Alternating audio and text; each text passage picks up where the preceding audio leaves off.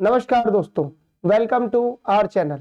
कुछ दिन पहले एक ट्विटर हैंडल @Israel Arabic की तरफ से एक नक्शा पोस्ट किया गया। ये ट्विटर हैंडल इजराइल की मिनिस्ट्री ऑफ एक्सटर्नल अफेयर्स यानी कि विदेश मंत्रालय का है। मैप में उन्होंने ग्रेटर इजराइल वर्ड का यूज किया है। दुनिया में कई लोग इजराइल की हिस्ट्री पे सवाल उठाते हैं। वो कहते हैं कि ज्योग्राफिकली इजराइल कभी एग्जिस्ट ही नहीं करता था। ये सवाल मुस्लिम कंट्रीज की तरफ से अक्सर उठाया जाता है। इस थ्योरी को काउंटर करने के लिए इजराइल की तरफ से ये मैप आया है।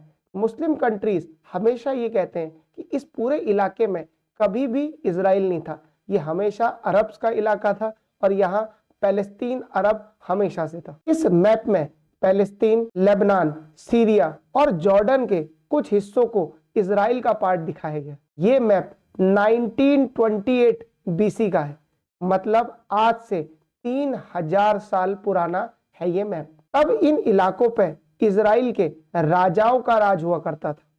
इजराइल ने अपनी इस पोस्ट में बकायदा अपने पहले 3 राजाओं का नाम भी बताया है। सच क्या है, इसमें कई लोगों की अलग अलग राय हो सकती है।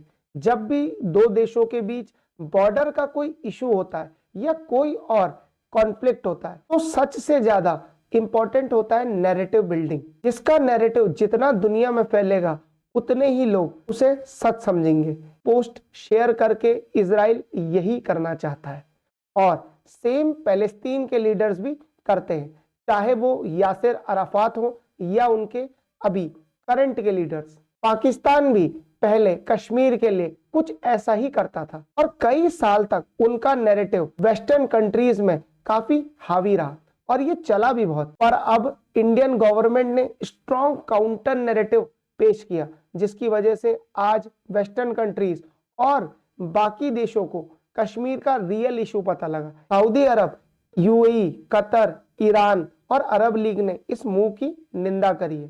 सऊदी ने इसे चरमपंथी कदम बताया। फिलिस्तीन और जॉर्डन ने भी इस पोस्ट को इजराइल की विस्तारवादी नीति का प्रतीक बताया है। पर अब अरब्स का एरिया में इन्फ्लुएंस घटा है। इजराइल अमेरिका का सबसे इंपॉर्टेंट एलाई है। अमेरिका में जूस लॉबी भी बहुत ज्यादा स्ट्रॉन्ग है।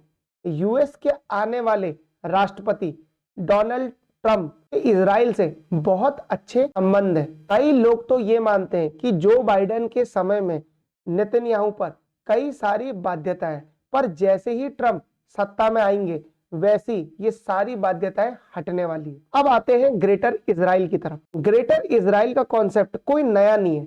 अगर हम इतिहास देखें, इजराइल के कई लोग इसे एटिज इजराइल या फिर इजराइल की भूमि के रूप में जानते हैं। ग्रेटर इजराइल के विचार को मानने वाले लोग कहते हैं कि एक दिन आएगा जब इजराइल की सीमा लेबनान से लेकर सऊदी के विशाल रेगिस्तान तक, मेडिटेरेनियन सी से लेकर इराक तक होगी।